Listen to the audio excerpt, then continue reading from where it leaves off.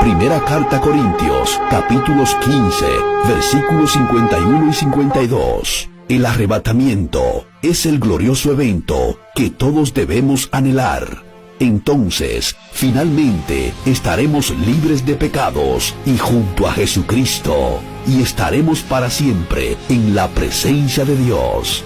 El arrebatamiento y la segunda venida de Cristo con frecuencia son confundidos. A veces es difícil determinar si las Escrituras se están refiriendo al arrebatamiento o a la segunda venida de Jesucristo. Sin embargo, al estudiar la profecía bíblica sobre los últimos tiempos, es muy importante diferenciar estas dos. El arrebatamiento es cuando Jesucristo regrese para llevar su iglesia, todos los creyentes de Cristo. En 1 Tesalonicenses, capítulo 4, versículos 13 y 18, la segunda venida es cuando Jesucristo regrese para vencer al anticristo, destruir el mal y establecer su reino milenial. En Apocalipsis capítulos 19, versículos 11 y 16. Las importantes diferencias entre el arrebatamiento y la segunda venida son los siguientes factores. Número 1. En el arrebatamiento, los creyentes se encontrarán con el Señor en el aire. 1 Tesalonicenses, capítulos 4, versículo 17. En la segunda venida, los creyentes regresarán con el Señor a la tierra. Apocalipsis 19, versículos 14. Número 2. El arrebatamiento ocurre antes de la tribulación. 1 Tesalonicenses, capítulo 5, versículos 9. Apocalipsis 3, versículo 10.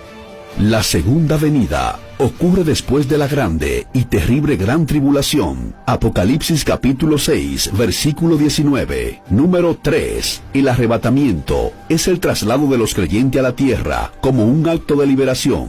1 Tesalonicenses capítulo 4, versículos 13 al 17. La segunda venida incluye el traslado de los incrédulos como un acto de juicio. Mateo 24, versículos 40 y 41. Número 4.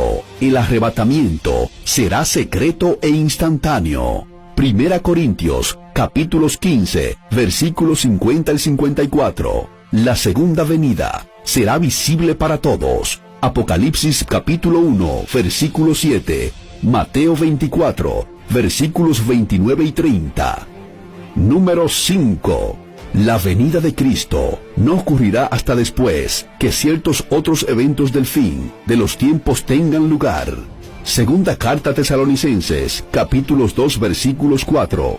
Mateo 24, versículos 15 al 30. Apocalipsis capítulo 6, versículo 18. El arrebatamiento es inminente y puede suceder en cualquier momento. Tito, capítulo 2, versículo 13. 1 Tesalonicenses, capítulo 4, versículos 13 al 18. 1 Corintios, capítulo 15, versículos 50 al 54. ¿Por qué es importante observar estas diferencias entre arrebatamiento y segunda venida de Cristo?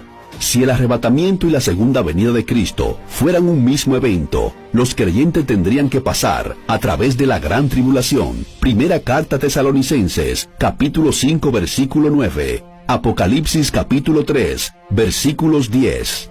Si el arrebatamiento y la segunda venida fueran un mismo evento, el regreso de Cristo no es inminente. Hay muchas cosas que deben ocurrir antes de que Él pueda regresar a la tierra. Mateo 24, versículos del 4 al 30, al describir el período de la gran tribulación, en los capítulos 6 y 19 del libro de Apocalipsis, en ninguna parte menciona a la iglesia. Durante la tribulación, también llamada el tiempo de angustia para Jacob, Jeremías capítulo 30, versículo 7, Dios dirigirá nuevamente su atención sobre Israel. Romanos capítulo 11, versículos 17 al 31. En resumen, el arrebatamiento es el regreso de Cristo en las nubes para trasladar a todos los creyentes de la tierra antes del tiempo de la ira.